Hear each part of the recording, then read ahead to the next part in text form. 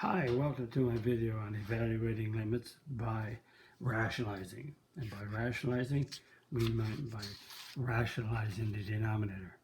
That is, the denominator of any fraction should not have a radical. So we're going to rationalize this denominator. We're going to multiply by its what we call its conjugate. But before we do that, let's look at this expression going to 4. 4 minus 4 is 0. Square root of 4 is 2. 2 minus 2 is 0. Again, we got 0 over 0. So we have to simplify this where we do it by rationalizing. So we're going to multiply by root x plus 2 over root x plus 2. So the root of x minus 2 and the root of x plus 2 are conjugates of each other. That is, when I multiply these out, I know that I'm going to get, and I'm going to multiply quickly, because they're conjugates, you multiply root x by root x, which is root of x squared, which is x. We multiply negative 2 by 2, you get a minus 4. So if you do the FOIL, that's the first and the last, because that's like an a plus b times an a minus b. And again, because they're binomials plus minus, that gives you a squared minus ab plus ab minus b squared. So the ab cancels out and you get a squared minus b squared, the difference of two squares. Because they're conjugate, you'll have an a squared minus b squared. Now, we can leave the top like it is, just leave it as an x minus 4. Don't multiply that through, because if this is going to work, then this product, if you do FOIL on this, then you're not going to see that x minus 4 is a common factor, so they cancel out.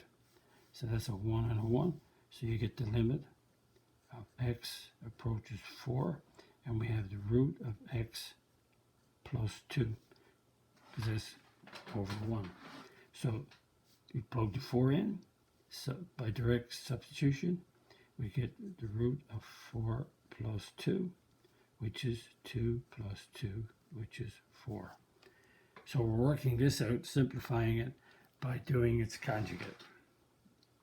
Okay, let's do another one. The limit of 2x plus 2 all over the root of x plus 10 minus 3, and it's going to negative 1. Again, you put a negative 1 here, you get a 0.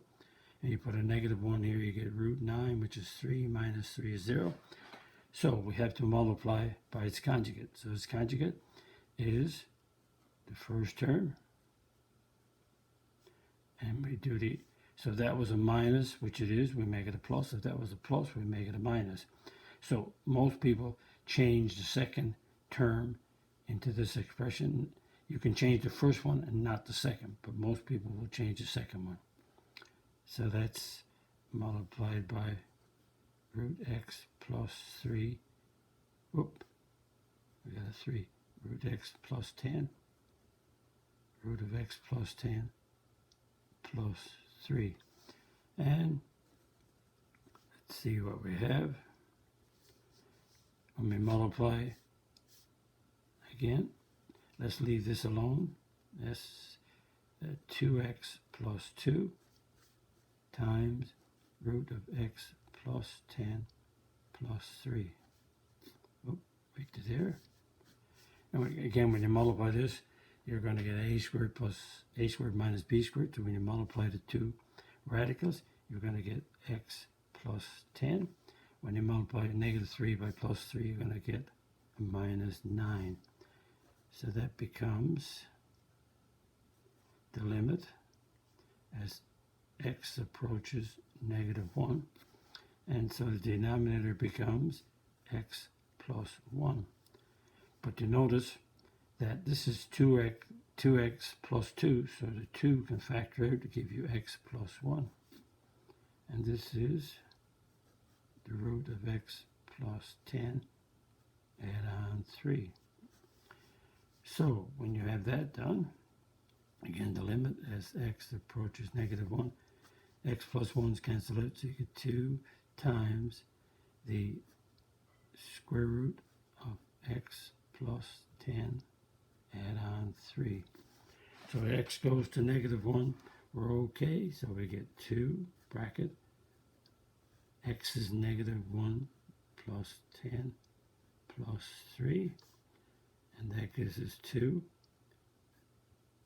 bracket, that's -1, add on 10 is the root of 9, the root of 9 is 3, so that's 6, so the limit is 12. Again, the conjugate, again, the two of them became 0 over 0 in determinants, so therefore we have to multiply by the conjugate. There's the conjugate, and again, it's quickly, square this one, and a negative, and square root of 3, we get a 9. And the x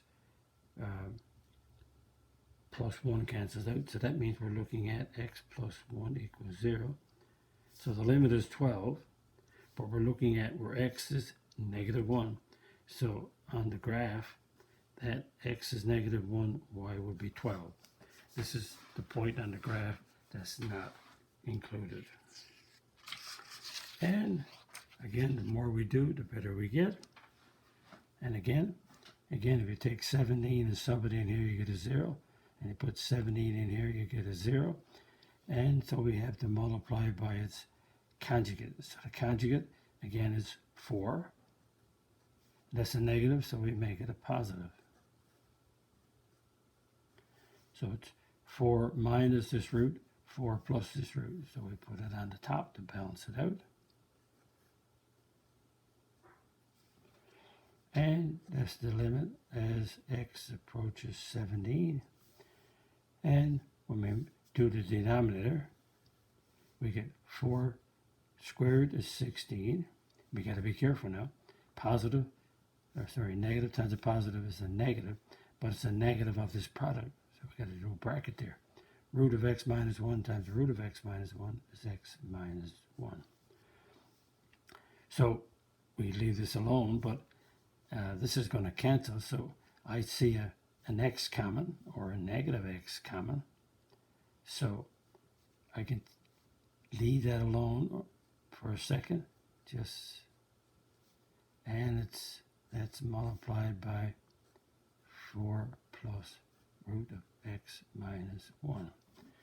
So let's simplify the denominator further, and I'll leave this alone for a second. Let's simplify the denominator. So this becomes, again, I'm going to go up right here, 16 subtract x plus 1. That's a negative. Negative 1 times x is negative x. Negative 1 times negative 1 is 1. That gives me negative x plus 17. So this negative x plus 17, I'm going to take the negative out and make it x minus 17. Factor it. So the negative comes out of here. So that's negative x. X is common, but the leading term shouldn't be negative, so it's a negative outside of x minus 17. Again, the negative is coming out and the x, so that gives us x minus 17. And again, notice, negative over negative is positive, and x minus 17 cancels out, so we get the limit, x approaches 17, and we have an x times 4 plus root of x minus 1. And so that's a 17, and we get 4 plus the root of 17 minus 1. So 17, that's 4. That's a 16. Square root of 16 is 4, so it's equals 17 times 8. And 7 8 are 56. You got to carry your 5, so it's 136. So a little bit more work, and I like to make them a little bit more difficult. Again, this expression down here became negative x minus plus 17. Factor that, so this one in the numerator had also factor, so the x minus 17 would cancel out. Other than that, we would have no limit. And number 4. Let's look at, we're going at -2. So -2 squared is 4. 4 minus 4 is 0. Put a -2 here. And I get square root of 1 is 1. -1 minus 1 is 0. Again, multiplied by its conjugate. This conjugate is negative root x, 2x plus 5. So the first term stay the same. So that's a plus. So we'll make it a minus. Again, this is the way I set it up. The conjugate is keep this one the same, make this one the opposite. So now, when we do the limit as x approaches -2, I'm going to look at simplifying the denominator. So negative times the negative is positive. So the root of 2x plus 5 times 2x plus 5 is 2x plus 5. Positive times the negative is a -1. And I'll leave this alone just for a second.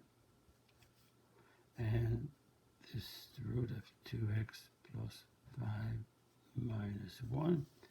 And so this is the limit of x approaches -2. So this is 2x plus 4. X squared minus 4 negative 2x plus 5 minus 1. Just got to be careful. Now, that means it's approaching -2. So we have to factor x squared minus 4, which is x plus 2, x minus 2, negative. Just writing this expression down. This is factorable, and a 2 comes out, will give me x plus 2. And the x plus 2's cancel. So we have the limit as x goes to -2. And we have x minus 2, bracket, negative 2x plus 5 minus 1, all over 2. And we'll sub in -2 here. So we get bracket, -2 in the place of x. And we put -2 in the place of x